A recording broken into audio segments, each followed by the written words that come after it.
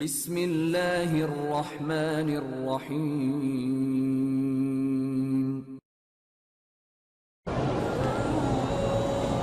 گھر میں امن سکون کے لیے 2 رکعت پڑھ کے دعا کیا کریں۔ وہاں تو جی اللہ کا عذاب ہے،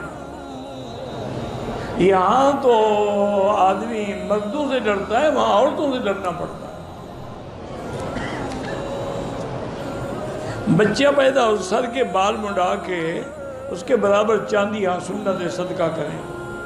مسلم شخص نے غیر مسلم عورت سے شادی کی، عورت کے پیٹ میں بچہ 8 ماہ کا تھا، بچہ اور عورت دونوں فوت ہو گئے۔ عورت کا نمازہ جنازہ، جب کافر تھی عورت نے جنازہ کس بات کا؟ خود بھی توبہ کرے کہ کافر عورت سے شادی کیسے کی؟ ہاں اہل کتاب تھی تو الگ بات۔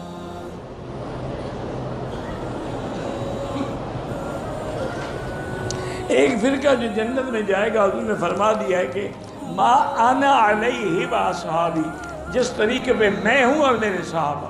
تو اب جو صحابہ کا منکر ہے وہ فرقہ نہیں ہے، وہ نکل گیا۔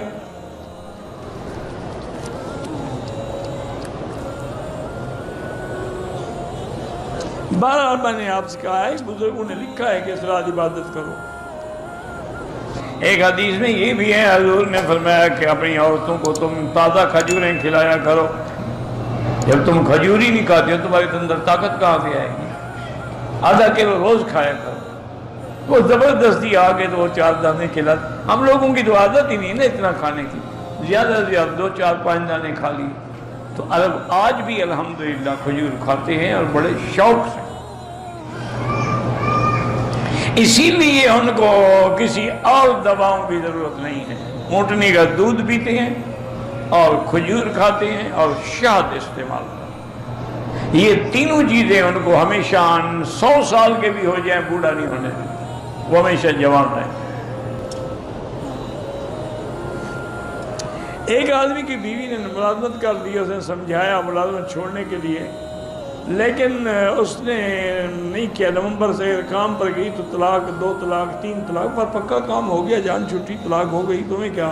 اب وہ نوکری کرے نہ کرے تم تو فارغ ہو گئے نا۔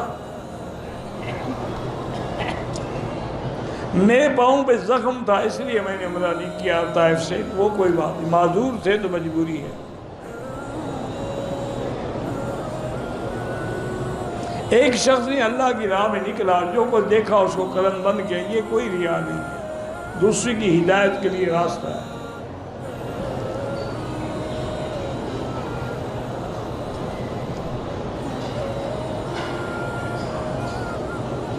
بہرحال اگر طلاق ہے تو اس کی مدت 3 مہینے ہے، اگر خاوند مر جائے تو 4 مہینے 10 دن ہے۔